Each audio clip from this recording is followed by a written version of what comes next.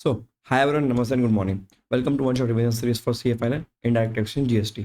ये जीएसटी के रिवीजन का लास्ट पार्ट रहेगा। इसके अंदर अपन अपील्स एंड रिविजन्स, आपका एडवांस रूलिंग और मिसलेनियस प्रोविजंस, तीन आपके लास्ट टॉपिक रहेंगे जीएसटी के, ये कंप्लीट करेंगे। अब सबसे पहला क्वेश्चन ये अराइज होता है कि व्हाट इज अपील। अपील का मतलब ये है कि किसी की भी रजिस्टर्ड पर्सन के अगेंस्ट में कोई भी केस हुआ है और एक ऑर्डर पास हो गया उसके अगेंस्ट में और एक डिमांड निकाली गई है और सामने वाला व्यक्ति registered person if is not agreeing to date, तो एक मशीनरी दी गई है लॉ के अंदर कि वो किसी को जाके कंप्लेन कर सके, मतलब उस ऑर्डर के अगेंस्ट में कंप्लेन कि भैया ये जो ऑर्डर मेरे खिलाफ मेरे अगेंस्ट ऑर्डर हुआ है दैट वॉज नॉट राइट, तो कृपया करके आप इसको रिवाइज करने की अनुमति दीजिए और अपने अधिकारी को बोलिए कि इसको रिवाइज करे, इस तरीके से आप ऑर्डर पास कर, that is called appeal. So appeal means challenging an order. Appeal means challenging an order passed under GST act for extra collection of demand, interest, penalty etcetera, तो इसको बोलते हैं अपील। अब अपील के एक पूरे steps होते हैं, ठीक है। पहले आपको स्टेप बाय स्टेप चलना है, अलग अलग अथॉरिटीज होती है, वहां पे अपील फाइल होता है, फिर वो अथॉरिटी आपके फेवर में जाए तो ओके, और अगर नहीं जाए तो फिर उसके ऊपर जा सकते हो, ऐसे करके चीजें रहती हैं। चलिए अपन टॉपिक स्टार्ट करते हैं, उसमें डिटेल में इन डेप्थ जाएंगे, ठीक। तो अपील एंड रिवीजन देखिएगा। सबसे पहले मार्क्स एनालिसिस, जनरल इंस्टीट्यूट यहाँ पे देखिए ऑल्टरनेटिव अटेम्प्ट में पूछ रही है क्वेश्चंस। तो 5 मार्क्स 4 मार्क्स, मतलब 5 मार्क्स का कवरेज रहेगा इसका ऑल्टरनेटिव अटेम्प्ट में। एकदम इजी टॉपिक है, बिल्कुल भी इसका टेंशन लेने की ज़रूरत नहीं है। अभी तक जितने भी इंपॉर्टेंट टॉपिक सब खत्म हो चुके हैं। अब लास्ट के टॉपिक रिविजनरी वीडियो से भी अगर आप पढ़ लेते हो that is more than enough. ये आपका मैप है, ठीक है, ये आपका अपील मैप बोल सकते हो इसको,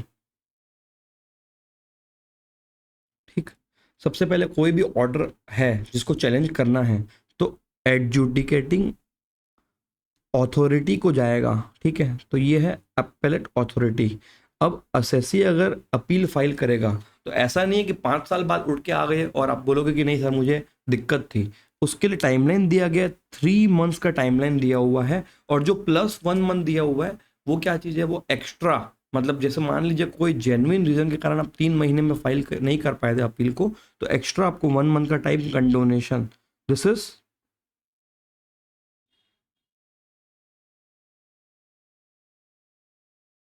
कंडोनेशन, मतलब एक्सेप्टेंस ऑफ डिले, ठीक है।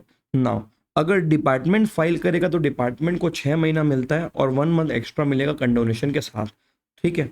तो डिपार्टमेंट को एक्स्ट्रा टाइम क्यों मिल रहा है, क्योंकि डिपार्टमेंट थोड़ा स्लो काम करता है एज कम्पेयर टू असेसी, उनके पास और भी काम रहते हैं, तो हो सकता है कि ये मैटर अगर नेगलेक्ट हो जाए तो फिर उसको 6 मंथ का टाइम मिलेगा।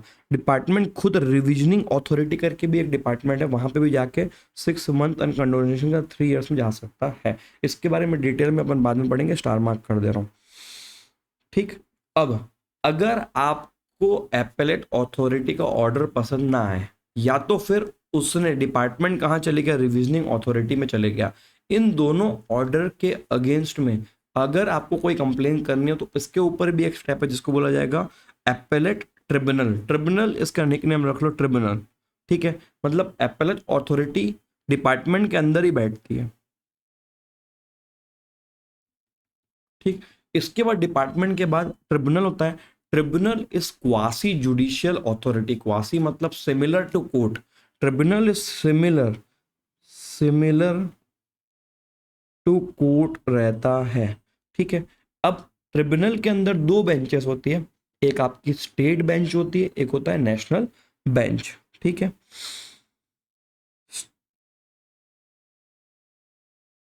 स्टेट बेंच में सारे एरियाज इररिस्पेक्टिव ऑफ कोई भी मैटर हो, बट इसमें प्लेस ऑफ सप्लाई का मैटर नहीं जाएगा, और अगर प्लेस ऑफ सप्लाई का मैटर रहा तो फिर नेशनल बेंच उसको डील करेगी।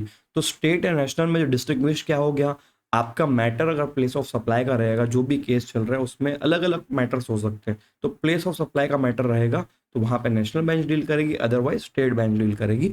और अगर वहां से भी अगर आप खुश नहीं हो, उसके ऑर्डर को भी चैलेंज करना रहेगा, तो आप हाई कोर्ट जा सकते हो 180 डेज के अंदर। 180 डेज कहाँ से गिनेंगे, 3 मंथ कहाँ से गिनेंगे, 6 मंथ कहाँ से गिनेंगे, communication of previous order, communication of previous order से गिनेंगे। ये पूरा माइंड मैप हो गया अपील का। अब इसकी एक एक पॉइंट को अपन डिटेल में बात करते हैं, चलिए। सबसे पहले हायरार्की समझिएगा जीएसटी ऑफिसर्स की। सबसे नीचे जो होता है सुपरिंटेंडेंट होता है, सुपरिंटेंडेंट के ऊपर ACDC होते हैं, असिस्टेंट कमिश्नर, डेप्यूटी कमिश्नर, उसके ऊपर जेसी होता है, जेसी जॉइंट कमिश्नर, और जॉइंट कमिश्नर के ऊपर कमिश्नर होगा।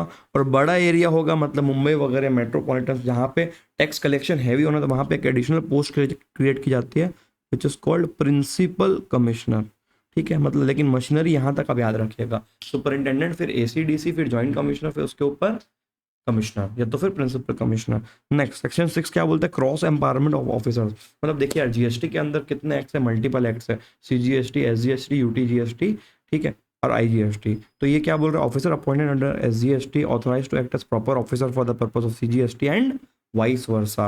If proper officer of CGST Act issue order under CGST Act shall issue order under SGST Act under intimation to jurisdictional officer and vice versa. मतलब एक व्यक्ति एक जगह पे अगर ऑर्डर इशू करेगा तो पैरेलली वो दूसरे एक्ट का भी ऑर्डर इशू कर रहा होगा। ये सिंप्लीफिकेशन के लिए, क्योंकि देखो एक साथ मल्टीपल एक्ट चल रहे हैं, तो this is due to simplification. Now appeal का process, appeal to appellate authority. Appellate मतलब जो जिसको आप अपील करोगे।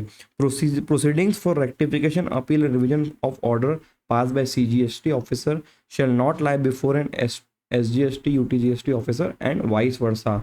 मतलब जैसे मान लीजिए कि SGST वाले ने किया होगा तो उनके ऑफिसर के पास जाइए, और CGST वाले ने किया होगा तो उनके ऑफिसर के पास जाइए। And order passed by adjudicating authority assessing में file appeal within 3 months, ये अपन पहले भी पढ़ चुके थे। डिले 1 मंथ का कंडोनेशन अलाउड है, कंडोनेशन मतलब डिले करने की माफी। Now from the date of communication of order, जिस दिन सामने वाले व्यक्ति को ऑर्डर कम्युनिकेट कर दिया गया वहां से 3 मंथ्स के अंदर अंदर उसको अपील फाइल करना है। अपील APL 01 में फाइल होगी ऑनलाइन, बट ऑनलाइन फाइल होने के बाद उसको ध्यान रखना है कि 7 दिन के अंदर अंदर उसको ऑर्डर जाके सबमिट करना पड़ेगा। Submit copy of order within 7 days of appeal. मतलब ये तो आपका ऑनलाइन हो गया, फिर आप फिजिकली जाके 7 दिन में ये ऑर्डर जिसके अगेंस्ट आप चैलेंज कर रहे हो, जिस ऑर्डर को आप चैलेंज कर रहे हो उसकी कॉपी ले जाके सबमिट कर दीजिए, उसके बाद ही आपको एक्नॉलेजमेंट मिलेगा। तो प्रोसेस क्या हुआ, APL 01 ऑनलाइन फाइल होगा, उस डेट से, फाइलिंग की डेट से आपको 7 डेज के अंदर डिपार्टमेंट में जाके जिस ऑर्डर को आप चैलेंज कर रहे हैं उसको सबमिट करना है। Then you will receive an acknowledgement कि हाँ यार आपकी अपील को रखा गया है, अपील का जो एप्लीकेशन है एप्लीकेशन रखा गया है। If filed within 7 days, date of appeal would be date of filing, otherwise date of submitting copy of order. अब ये 2 डेट का क्या फर्क है सर, डेट का फर्क इसलिए आ रहा है क्योंकि इनके ऊपर भी जवाबदारी होती है कि केस को डिस्पोज कब तक करना है। तो यहाँ से गिना जाएगा कि हाँ यार मेरी अपील यहाँ से स्टार्ट हो जाएगी, तो 7 दिन का टाइम दिया गया है। 7 दिन के बाद जमा करोगे तो जिस दिन आपने सबमिट किया उस दिन से गिना जाएगा, और 7 दिन के अंदर कर दिए तो जिस दिन अपील फाइल हुई ऑनलाइन APL 01 फॉर्म में वहां से गिना जाएगा। No appeal can be filed unless deposited. एक बात दिमाग में ध्यान से रख लेना, आप अभी किसके खिलाफ लड़ रहे हैं, आप अभी गवर्नमेंट के ऑर्डर को चैलेंज कर रहे हैं। गवर्नमेंट का कोई भी डिपार्टमेंट हो, चाहे इलेक्ट्रिसिटी डिपार्टमेंट हो, कोई भी डिपार्टमेंट, GST, इनकम टैक्स, कोई भी डिपार्टमेंट, अगर आप गवर्नमेंट के ऑर्डर को चैलेंज करना चाहते हैं, जैसे यहाँ पे अपन क्या कर रहे हैं, चैलेंज तो कर रहे हैं, अपील मीन्स चैलेंज, तो कभी भी आप गवर्नमेंट के किसी भी ऑर्डर को चैलेंज करेंगे तो उस केस में आपको फोकट में चैलेंज करने नहीं दिया जाएगा। इस केस में 2 चीजें होने वाली है, पहला आपको अपील की फीस पे करनी पड़ेगी, विदाउट दैट अपील का एप्लीकेशन सबमिट नहीं हो पाएगा। दूसरा, आपको मैंडेटरीली एक specified percentage of tax, interest और पेनाल्टी ये आपको जमा करना पड़ेगा।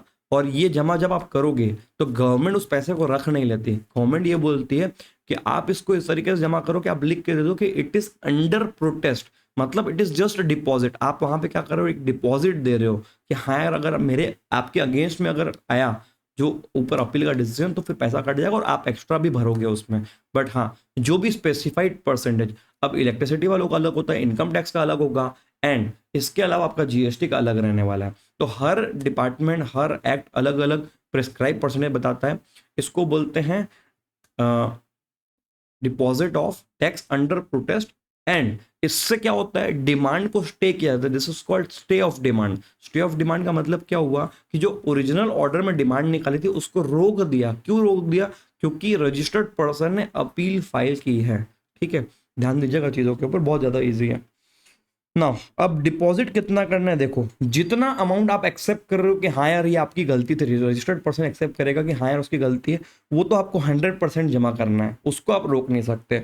और जो डिस्प्यूटेड अमाउंट है, जैसे आप बोल रहे हो कि डिपार्टमेंट आपसे 25 लाख डिमांड कर रहा है, जिसमें से आप ही ने एक्सेप्ट कर दिया कि 10 लाख रुपीज जेन्युइन है, एक्सेप्टेड, एंड 15 लाख पे डिस्प्यूट कर रहे हो, तो 10 लाख पूरा जमा कराना है, एंड 15 लाख का 10% विच इज 1.5 लाख आपको जमा कराना पड़ेगा। Maximum this amount is equal to 25 CR plus 25 CR, मतलब CGST का 25 और SGST का 25, टोटल IGST का 50 करोड़ मैक्सिमम अमाउंट रहेगा इस केस के अंदर। If appeal against order of detention seizure, redeposit shall be, ये pre deposit shall be 25% of penalty amount. लेकिन अगर आपका केस क्या हुआ, सीजर और डिटेंशन का रहेगा, तो यहाँ पे आपका डिपॉजिट 25% रहेगा। तो एक्सेप्टेड डिमांड का 100% पे करना है। डिस्प्यूटेड डिमांड अगर आपका सीजर या डिटेंशन वाला केस नहीं रहेगा तो 10%, और अगर सीजर या डिटेंशन वाला केस रहा तो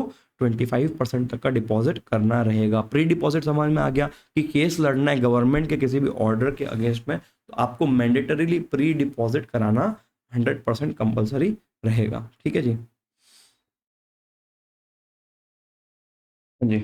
नेक्स्ट, अपील बाय डिपार्टमेंट। जैसे आप रजिस्टर्ड व्यक्ति खुद अपील कर सकता है, वैसे ही अब देखो होता क्या है कि उसने ऑर्डर पास किया, आपने अपील की, और अपील का डिसीजन फेवर में आ गया।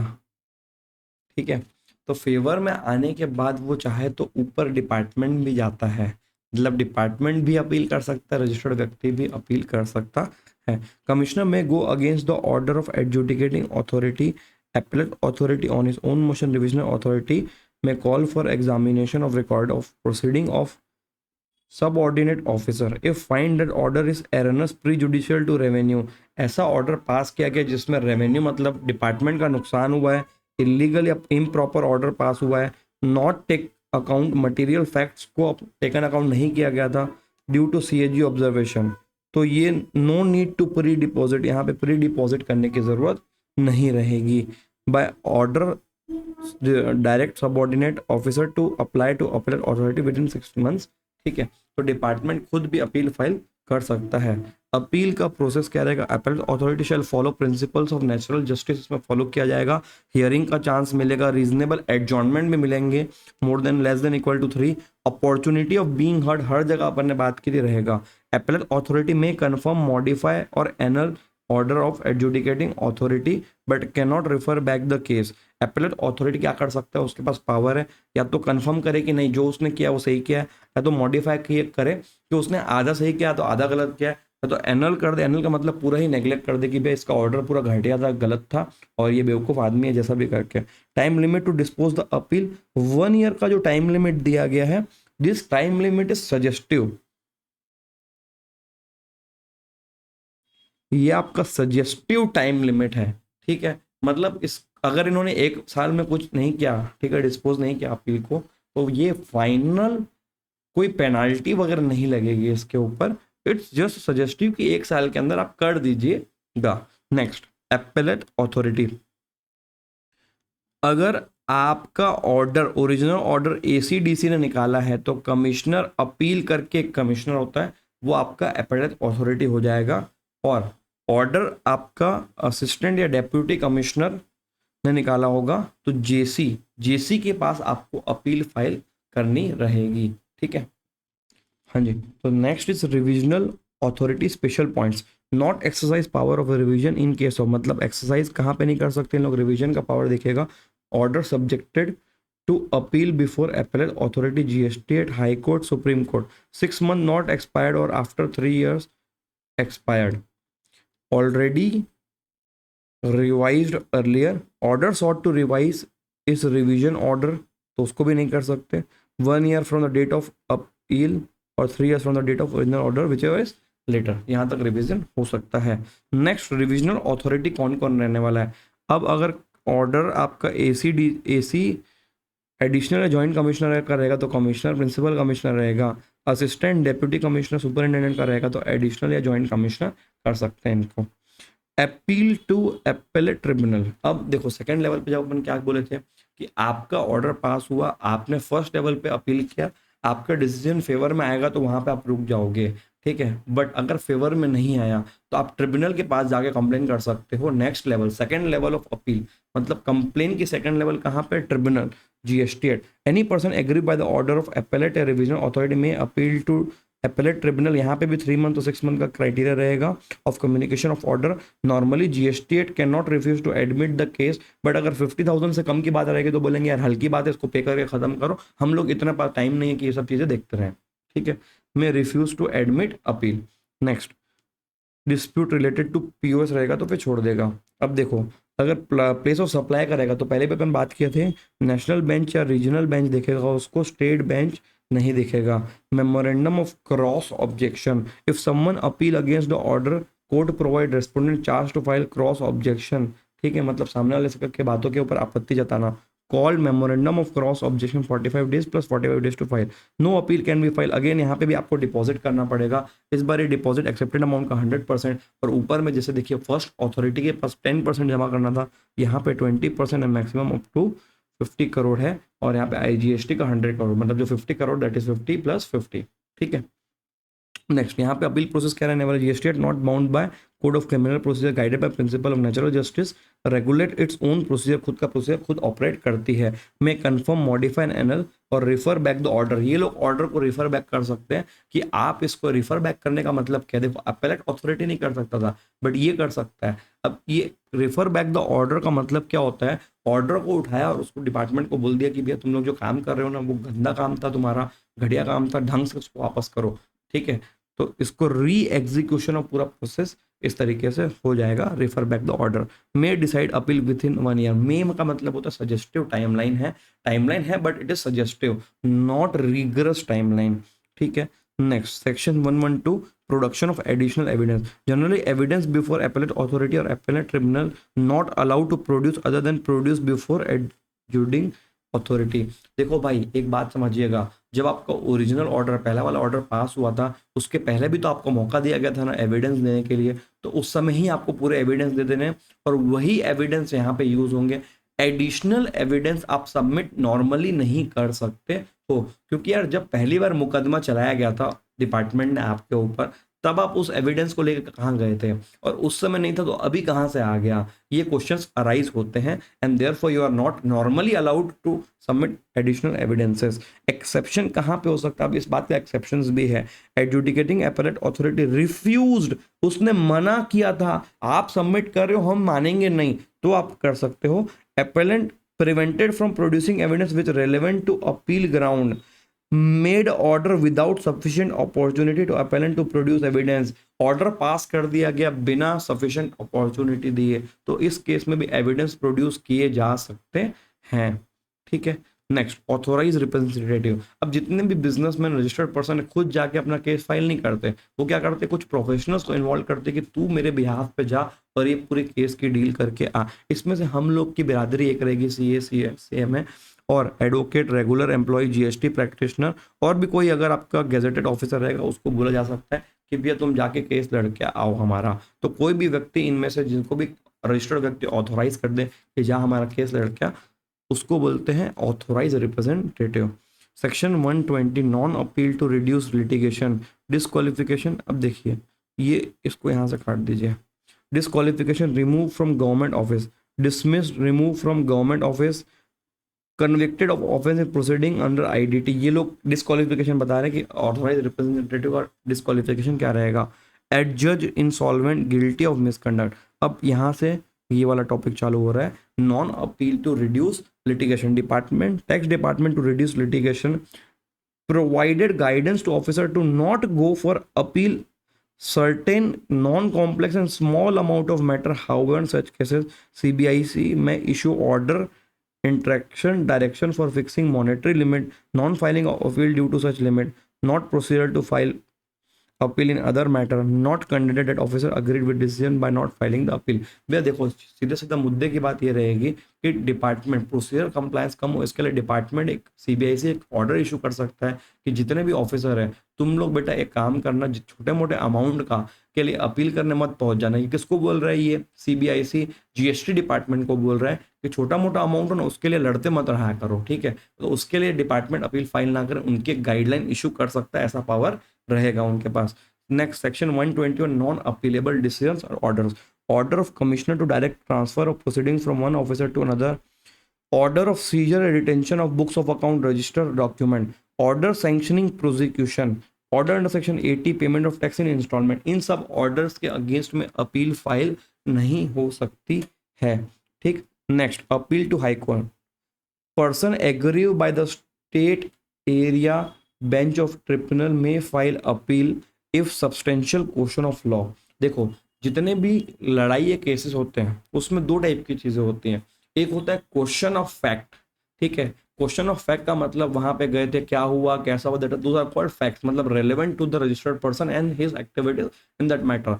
बट इसके अलावा एक और होता है क्वेश्चन ऑफ लॉ, कि आप लॉ के ऊपर क्वेश्चन बैठा रहे हो, लॉ के जजमेंट के ऊपर क्वेश्चन बैठ रहा है कि इसका इंटरप्रिटेशन क्या होगा, इसका क्या कैसा होने वाला है। तो सिर्फ क्वेश्चन ऑफ लॉ वाले मैटर से हाई कोर्ट सुप्रीम कोर्ट जाएंगे, क्वेश्चन ऑफ फैक्ट्स वाले मैटर लास्ट डिसाइडिंग अथॉरिटी रहेगा ट्रिब्यूनल, ध्यान दीजिएगा इस बात के ऊपर, ठीक है। Within 180 days from the order may condone delay, high court shall first decide question of law as a matter of appeal, पहले वो ये डिसाइड कर ले, and may also include issue non determined by tribunal, wrongly determined by tribunal, वो भी admit कर सकता है अगर चाहे तो। Pre deposit not required to get stay, यहाँ पे आपको प्री डिपॉजिट रिक्वायर्ड नहीं रहेगा। मतलब प्री डिपॉजिट कहाँ तक रिक्वायर्ड है? सिर्फ फर्स्ट अपील लेवल तक और दूसरा ट्रिब्यूनल तक, ठीक है। Next appeal to supreme court, person aggrieved by the order of high court या तो फिर national bench of tribunal. National bench मतलब प्लेस ऑफ सप्लाई वाले cases. Question of law means question related to legal principle and interpretation of law can be applied in similar situation, ये अभी अपनी बात हो चुके थे। तो विद दैट अपना अपील वाला टॉपिक कंप्लीट होता है। फटाफट से नोट्स डाउनलोड कर लो बेटा, ये जो लास्ट रिवीजन वीडियोस है ना, ये आपका जीएसटी का लास्ट रिवीजन वीडियो है, तो इसका कस्टम्स का आएगा बट जीएसटी का लास्ट है। तो इस पूरे टॉपिक के जितने भी नोट्स है ये आपको डिस्क्रिप्शन में मिल जाएंगे, डाउनलोड करिए, फटाफट से पूरा पढ़ लीजिए, उसके बाद नेक्स्ट वाले पे मूव ऑन करिएगा विच इज एडवांस रूलिंग, ठीक है। तो 2 मिनट वीडियो को फटाफट पॉज कर लीजिएगा। चलिए होपफुली आपका अपील एंड रिवीजन रिवाइज हो गया होगा। नेक्स्ट बात करते हैं एडवांस रूलिंग और मिसलेनियस प्रोविजंस के बारे में। अब एडवांस रूलिंग में क्या होता है, जनरली जब भी आपको एक डाउटफुल सिचुएशन में रहोगे जीएसटी के मैटर के relating, if you are in a doubtful situation, तो आप क्या कर सकते हो, एडवांस रूलिंग करवा सकते हो कि डिपार्टमेंट से पहले ही पूछ लो कि मैं ये हरकत करने जा रहा हूँ, I am doing this transaction. बाद में आप कुछ हरकत करो, उसके पहले आप अपन एडवांस में ही आपसे पूछ ले रहे हैं कि बता दो भैया कि इसका आप क्या करने वाले हो, और वैसा ऑर्डर पास कर दो सो दैट आपके ऑर्डर प्रायर बेसिस पे ऑर्डर पास करा कि मैं उसके अकॉर्डिंग काम करूं, बाद में आप हमारे ऊपर लिटिगेशंस ना करो। कोई भी कंफ्यूजन वाले एरियाज के ऊपर आप एडवांस रूलिंग सीख कर सकते हो। अब देखिए इसके ऊपर इंस्टीट्यूट अभी अभी कंटिन्यूस पूछने लगा 4-4 मार्क्स का, और वैसे अच्छा टॉपिक है शॉर्ट में। अथॉरिटी ऑफ एडवांस रूलिंग रहेगा एंड एपेलेट अथॉरिटी, मतलब इसकी कंप्लेन यहाँ पे होगी, appellate authority of advance ruling AAR and AAR। Authority of advance ruling को आप अप्लाई करोगे और वही आपका केस अप्रूव करेगी, ठीक है। एडवांस रूलिंग में देखिएगा, decision provided by authority to an applicant on question of related to supply of goods and services being undertaken or proposed to be undertaken by applicant may be registered or not registered, ठीक है। Question for which advance ruling can be sought, क्या क्या questions के ऊपर आप advance ruling department से करा सकते हो, एडवांस डिसीजन सेट करा सकते हो कि देखो यार मैं ये करने वाला हूँ, सामने वाला तू भाई अभी बता दे डिपार्टमेंट कि इसका प्रॉपर टैक्स ट्रीटमेंट क्या रहेगा और उसके अकॉर्डिंग ही हम चलेंगे, ठीक है। तो क्लासिफिकेशन ऑफ गुड्स और सर्विस कहाँ जाना चाहिए, time and supply of time and value of supply, admissibility of ITC of tax paid, tax liability on supply, registration required and not required, whether transaction is supply or not transaction, supply के definition में cover करोगे कि नहीं। Following question cannot be raised for advance ruling, question relating already pending in proceedings, pending पड़ा हुआ उसका आप question नहीं कर सकते हो। Question already decided in proceedings, determination of place of supply यहाँ पे नहीं आएगा, ठीक है। Composition of authority and appellate authority for advance ruling, authority में made under state UT GST Act, not under CGST, hence same shall also be considered for CGST or IGST. Officer not below the rank of JC, ruling applicability only on such applicant and concerned officer, jurisdictional officer for such applicant. भैया देखो, ये जो ruling निकलता है ना, वो person to person basis पे होता है। इसका मतलब क्या है कि एक एडवांस रूलिंग को दूसरा व्यक्ति यूज नहीं कर सकता है। Next, only limited to person who applied, जिसने अप्लाई किया था उसके लिए है। Other person can not use the ruling, ruling applicable for ever unless there is change in law, fact and circumstance. Otherwise जब तक उसको विड्रॉ ना कर लिया जाए तब तक रूलिंग इज मेड एप्लीकेबल है।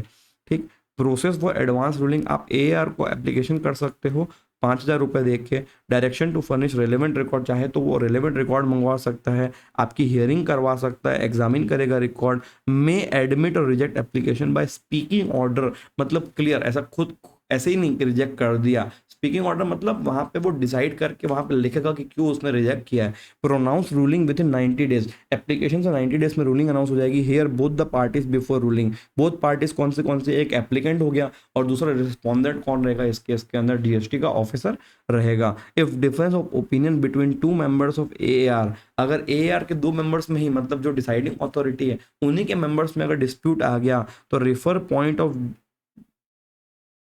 डिफरेंस टू AARR, मतलब एडवांस वाली जो ऊपर वाली अथॉरिटी है, अपीलेट अथॉरिटी, उनको रिफर कर दिया जाए मैटर। अगर उनको भी लगता है कॉमन कंक्लूजन तो प्रोनाउंस रूलिंग। इफ 2 मेंबर्स, उधर भी क्या हो गया कि भाई वहां पे भी कंफ्यूजन आ गया ऊपर वाले, देखो कंफ्यूजिंग एरिया से तभी तो इस टाइप की एडवांस रूलिंग हो रही है, तो कंफ्यूजन इज नेचुरल। तो ruling can not be pronounce, मतलब हम वहां पे बताएंगे नहीं कि क्या होने वाला है।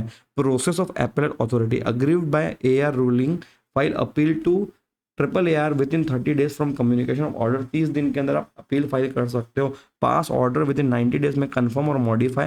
डिफरेंस ऑफ ओपिनियन, तो फिर ruling can not be pronounce, मतलब बड़े लोगों को ही कंफ्यूजन आ जाएगा तो रूलिंग हो ही नहीं सकती है। Mistake apparent on record in order, ठीक है, AAR एंड AAR में rectify with in 6 months from order by own motion, या तो फिर कोई उनकी नोटिस में ले आए। Ruling wide in following cases obtain bye fraud, अगर आपने झूठ बोल के suppression of fact, miss representation of fact करके किया होगा तो रूलिंग वॉइड एमिनेशन, मतलब शुरू से वॉइड रहेगा। जिस दिन से अप्लाई किया होगा, मतलब डिपार्टमेंट उसके बाद अपनी मनमानी कर सकता है अगर आपने फ्रॉड, मिस रिप्रेजेंटेशन या तो फिर कुछ फैक्ट्स दबा के रखे होंगे तो इतना छोटा टॉपिक था आपका AAR वाला, बेहतरीन है, सिंपल से इसको रिवाइज करिए, नोट्स आपको डिस्क्रिप्शन में मिल जाएंगे। Next, miscellaneous provision. अब देखो मिसलेनियस प्रोविजन एंड डिपार्टमेंट, यहाँ पे जो अपना ICI है, ये देखिए ये बहुत कम पूछता है, बट अपने को इंपॉर्टेंट चीजें करके जानी, बिकॉज अगर एग्जाम में आ जाए तो लिख सकते हो और बहुत ईजी है चीजें। चलिए, compliance rating can be assign to entry every registered person on scale of 10, ठीक है। सेक्शन 158 159, सेक्शन 158 क्या बोल रहा है देखिएगा, particulars given in statement, act, return और अकाउंट एंड रिकॉर्ड, मतलब जितना भी डेटा रजिस्टर्ड व्यक्ति सबमिट करता है डिपार्टमेंट को, shall be treated as confidentiality की बात हो रही है। इसको कॉन्फिडेंशियल ट्रीट करना, मार्केट में बांटना नहीं कि देखो देखो उसकी सेल इतनी है, परचेज यहाँ से करता है, मतलब ये सब कॉन्फिडेंशियल इन्फॉर्मेशन है बिजनेस की, इसको पब्लिक को फ्रीली डिस्ट्रीब्यूट ना करें। बट यहाँ पे पब्लिक इंटरेस्ट में अगर रहा तो डिपार्टमेंट पब्लिश कर भी सकता है, publish name and other particulars of proceedings it may cost to do so. However, no publication related to penalty if time for appeal not expired and appeal presented but not disposed yet, मतलब अगर appeal चल रही होगी या तो फिर time expire नहीं हुआ अपील का, तो फिर वहां पे आप इस केस में न्यूज पब्लिकेशन नहीं कर सकते हो। सेक्शन 161 रेक्टिफिकेशन, एनी अथॉरिटी में rectify its own mistakes on face, मतलब जो सामने दिख रही है, of order, decision, certificate, notice, any other document में रेक्टिफाई, सुओ मोटो खुद से कर ले, या तो कोई और ऑफिसर बोले कि देख तूने गलती की थी, या तो डिपार्टमेंट ये जो रजिस्टर्ड व्यक्ति है वो बोल दे 3 महीने के अंदर। तो however no time limit if purely arithmetical error, accidental slip and omission, कोई टाइम लिमिट नहीं है, नॉर्मली 6 मंथ का टाइम लिमिट रहेगा रेक्टिफिकेशन का। सेम प्रोविजन आपको इनकम टैक्स में भी मिल जाएगा रेक्टिफिकेशन का। Next, section 169 service of notice, notice कैसे सर्व होनी है, mode of service, giving, tendering directly, registered, speed post, courier, email, common portal, publish in newspaper, taxable person, manager, authorised representative, advocate, tax practitioner, regular employ, adult member of the family, किसी को भी मिल जाए, ठीक है, इन mode से, तो उसको service माना जाएगा, ठीक है। Affix at business place of business, affix का मतलब क्या है, नोटिस प्रिंट किए, आपके गेट के बाहर आए थे देने, लेकिन आप थे नहीं, वहां पे शटर पे चिपका के चले गए, इसका मतलब क्या है कि नोटिस सर्व हो गई है, ठीक है। आजकल इन लोग खाली ईमेल और कॉमन पोर्टल के थ्रू ज़्यादा कर रहे हैं, कॉमन पोर्टल पे डालते हैं अपने को मेल आ जाता है। अब नेक्स्ट सेक्शन 171, इस टॉपिक पूरे कॉमन टॉपिक की जाने anti profiteering measures. Anti profiteering measures का मतलब क्या होता है कि जैसे देखिएगा जीएसटी जो है ना, GST it is an indirect taxation. मतलब जैसे मान लो बीच में रजिस्टर्ड व्यक्ति होता है, किससे लेता है, वो कस्टमर से जीएसटी कलेक्ट करके गवर्नमेंट को देता है, ये एक स्टैंडर्ड प्रोसीजर है। अब यहाँ पे कोई भी चीज़, कोई भी ऑर्डर पास होगा या इसको रजिस्टर्ड व्यक्ति को कोई भी बेनिफिट मिलेगा, तो अल्टीमेटली गवर्नमेंट का ये बोलना है कि ये बेनिफिट किसको पास ऑन होना चाहिए, ये बेनिफिट जो अल्टीमेट पर्सन जिसके ऊपर टैक्स का बर्डन गया था, मतलब अल्टीमेट कंज्यूमर को पास ऑन होना चाहिए। और अगर नहीं होगा तो ये व्यक्ति जो रजिस्टर्ड वाला है उसको अननेसेसरी प्रॉफिट हो जाएगा। तो उसके लिए एंटी प्रॉफिटेरिंग कमेटी बनाई गई है। Anti profiteering measures, reduction in tax rates due to introduction of GST and ITC benefit shall be passed on to consumer by reduction in price. Price को कम करके उनको पास ऑन करना चाहिए। To ensure national anti profiteering authority constituted now CCI, common competition commission of India आपकी national anti profiteering committee है। अब इनकी ड्यूटी क्या है, determine whether the benefit is passed on to buyer not, identify who did not pass the benefit, order करे reduction in price, impose penalty, cancellation of registration, return of recipient, benefit not passed earlier along with interest 18% per annum, process followed by authority, application by consumer। कैसे होगा, consumer जब apply करेगा तभी होगा, क्योंकि देखो यहाँ पे इतने सारे बिजनेस है, किसको किसको कितना आप ट्रैक करते रहोगे। बट कंज्यूमर अगर लर्नेड है, उसने कंप्लेन कर दी कि भैया यहाँ पे हमको नहीं आया, रेट ज़्यादा है, तो फिर जाके चीज़ें हो सकती है। स्टेट स्क्रीनिंग कमेटी में जाएगा चीज़ें, कन्फर्म प्राइमा फेसी एविडेंस, ठीक है, and director general of anti profiteering तक जाएगा, इन्वेस्टिगेशन मैटर है। फिर नेक्स्ट जाएगा national anti profiteering authority now CCI, determine quantum and pass appropriate order. तो विद दैट अपना पूरा जीएसटी का रिवीजन कंप्लीट होता है। होपफुली आपको प्रॉपर से रिवीजन मिल चुका है मेरे साइड से जीएसटी का हर टॉपिक का। कहीं पे भी कोई भी कंफ्यूजन आप प्लीज़ नीचे कमेंट में इंटरेक्ट करिए विद दैट। और जितने भी नोट्स मैं आपको प्रोवाइड करा सकता था फ्रीली, वो मैंने डिस्क्रिप्शन में कुछ कुछ वीडियोस में डाले हुए हैं। आपको बेहतरीन तरीके से पढ़ना है, माहौल मचा के पढ़ना है, एक मिनट भी टाइम वेस्ट नहीं करना है, ठीक है। For now sleep, study and health के अलावा बाकी सारी चीज़ें डिस्ट्रैक्शन है, चाहे राशन लाना हो, दोस्त को मिलना हो, गर्लफ्रेंड बॉयफ्रेंड को मिलना हो, क्रशर्स को देखना हो, जो भी चीज़ है सारी एक्टिविटीज़ आपकी फालतू रहने वाली है। फिनिश लाइन यहाँ तक है, ठीक है। आपको 2 महीने में पास होना, सितंबर अक्टूबर नवंबर में आपका एग्जाम है, इतना ही तो 2 महीना अभी आपको सस्टेन करना पड़ेगा, ठीक है। बीच बीच में आपके वीडियोस आते रहेंगे, इसके बाद कस्टम की पूरी रिविजनरी सीरीज चलते रहेगी। With that bye everyone, take care, have a nice day. चलिए मिलते हैं।